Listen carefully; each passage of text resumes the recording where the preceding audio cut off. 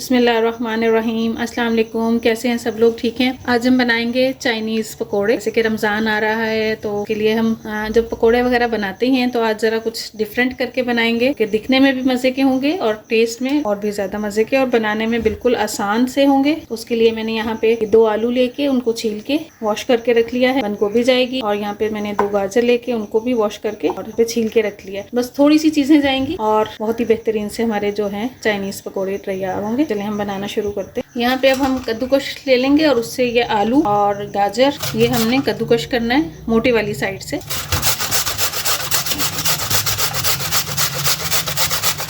अब यहाँ पे ये देखें ये जो है आलू हो गए हैं। यहाँ पे मैं ये जो गाजर है ये भी इसके साथ इसी के अंदर ग्रेटर से ग्रेट कर लूंगी। और यहाँ पे ये देखें ये जो गाजर हैं 2 ये भी हो गई हैं। और यहाँ पे ये जो बंद गोभी है ये भी हम थोड़ी सी हम ये सारा जो ये फूल है ये नहीं डालेंगे, इसमें हम तकरीबन आधी से थोड़ी सी कम इसके अंदर ऐड कर लेंगे। इससे भी जो है इसका टेस्ट बहुत अच्छा है पकोड़ों का।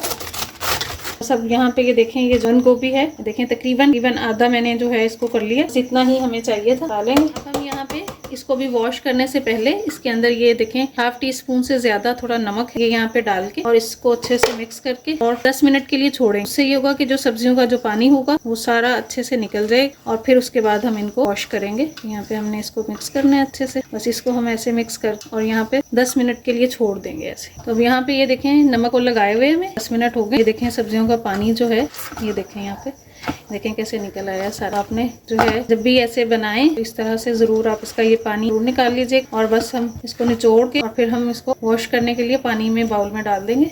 यहाँ पे हम पानी में डाल देंगे। ये देखें ये पानी कितना सारा इसका निकल आया इस तरह। बस हम इसको अच्छे से वॉश कर लेंगे।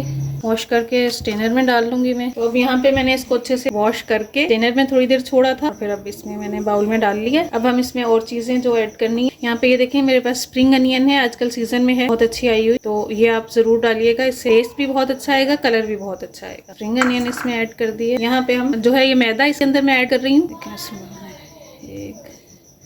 2 3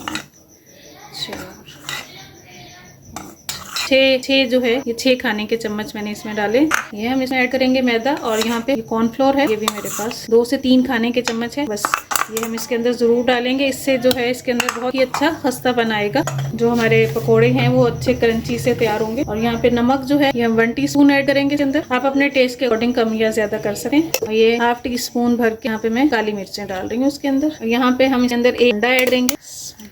अच्छे से हम इसकी मिक्सिंग करेंगे। अभी हमने इसके अंदर पानी वगैरह कुछ भी ऐड नहीं किया है। पानी की अगर हमें ज़रूरत होगी तो हम साथ साथ फिर पानी ऐड कर लेंगे। यहाँ पे ये देखें ये अच्छे से मिक्स हो रहा है। इसमें अभी हमने पानी बिल्कुल भी ऐड नहीं किया है और अभी ऐसी ज़रूरत महसूस नहीं हो रही है क्योंकि हम चाइनीज़ पकौड़े बना रहे हैं तो उसके अंदर हम ये बहुत ज़्यादा स्पाइसेस वगैरह कुछ भी ऐड नहीं करेंगे। ज़रूर ट्राई करके देखिएगा, बहुत ही अच्छे बनेंगे। यहाँ पे देखें ये मैंने इसकी मिक्सिंग वगैरह अच्छे से की है। हमें इसमें पानी डालना ही नहीं पड़ा बिल्कुल, क्योंकि सब्जियों के अंदर खुद भी पानी होता है। ये देखिए बस हमने इसको अच्छे से मिक्स कर लिया।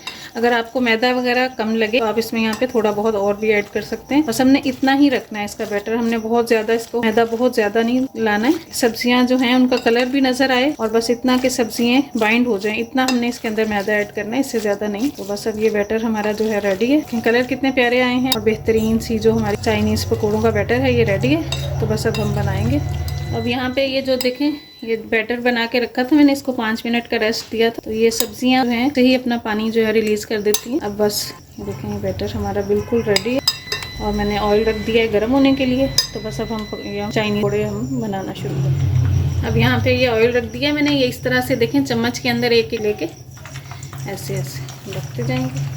साइज आपकी अपनी मर्जी है, बड़ा छोटा जैसा भी बनाना चाहिए। अब यहाँ पे देखें ये जो पकोड़े हैं इनका हम साइड चेंज कर लेंगे। बेहतरीन से जो हमारे चाइनीज पकोड़े हैं रेडी हो रहे हैं। हमने सारे जो हमारे पकोड़े हैं इनकी साइड चेंज कर दी, बन रहे हैं। और आपने अभी तक अगर मेरे चैनल को सब्सक्राइब नहीं किया है प्लीज़ मेरे चैनल को सब्सक्राइब करें और अपने फैमिली एंड फ्रेंड्स में ज़रूर शेयर किया करें और कॉमेंट्स करके भी बताया करें कि आपको मेरे खाने कैसे लग रहे हैं। यहाँ पे हमने बहुत ज़्यादा जो है इसका डार्क कलर नहीं करना है, गोल्डन कलर ही देना है इनको बस। अब यहाँ पे ये देखें गोल्डन सा कलर आ गया। ये जो पकोड़े हैं ये हमारे डन हो चुके हैं। अब हम इनको निकाल लेंगे।